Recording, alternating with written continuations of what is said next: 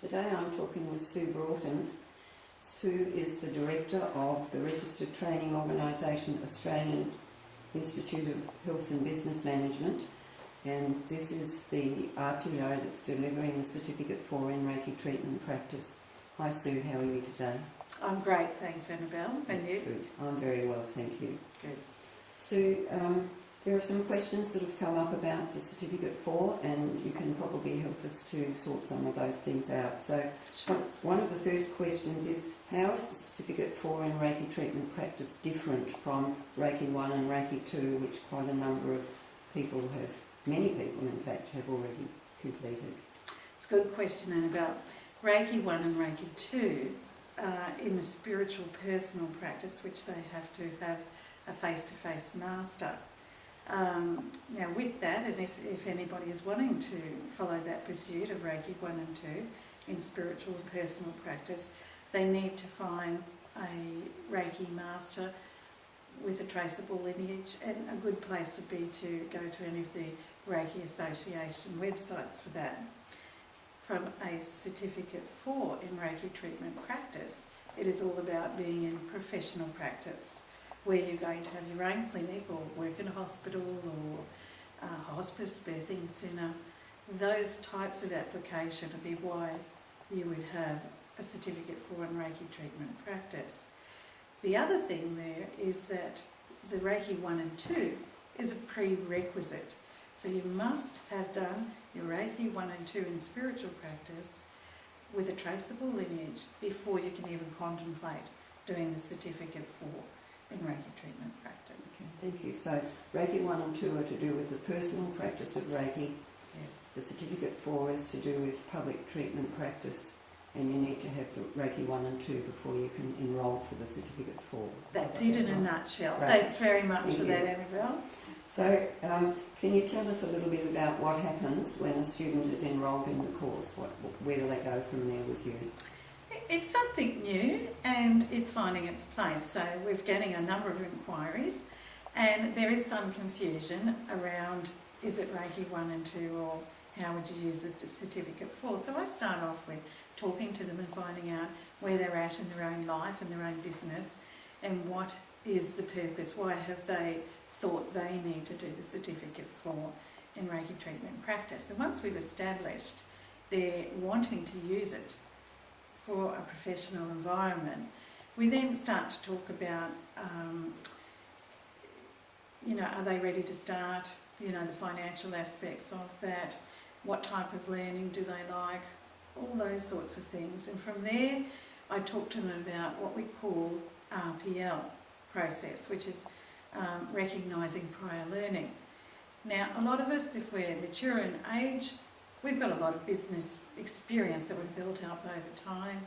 Those that usually are passionate about Reiki have done their Reiki I and II, and they've worked in various environments.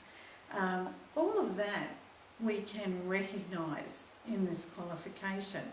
So people that have done, for instance, a diploma in massage, a lot of the business units in the diploma in massage are units in the Cert for in Reiki treatment practice. Mm-hmm. So we can do credit transfers for that, and it makes it much easier for the student and much cheaper if we can find out if they have either the skill, the knowledge or the experience that we can leverage off.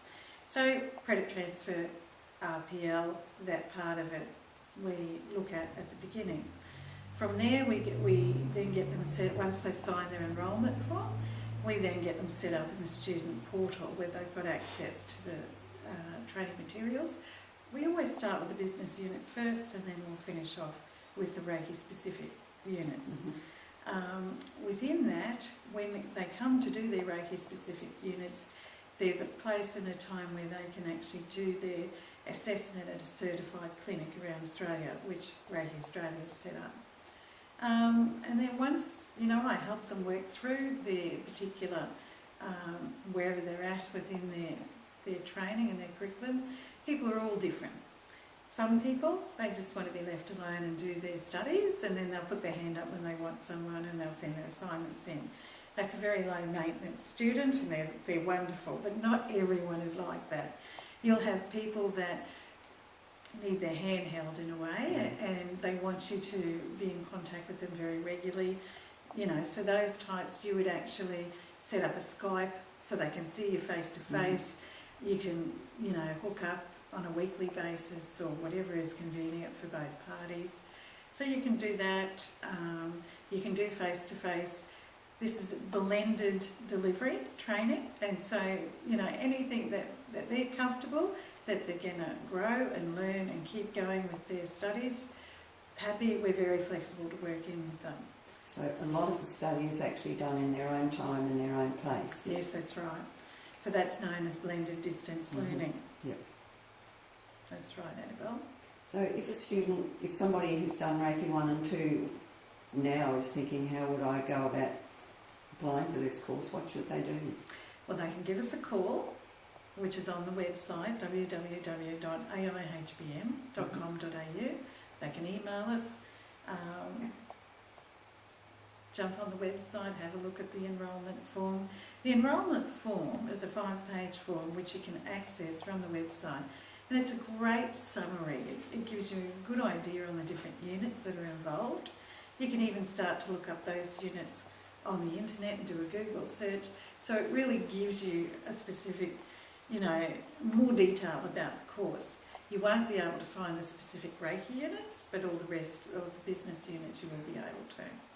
So, and if they're feeling that's for them, then either email or phone, and we'll be happy to talk to them. So they should go ahead and Absolutely. get some information from you. Absolutely. Thank you very much, Sue, for that. Thank you.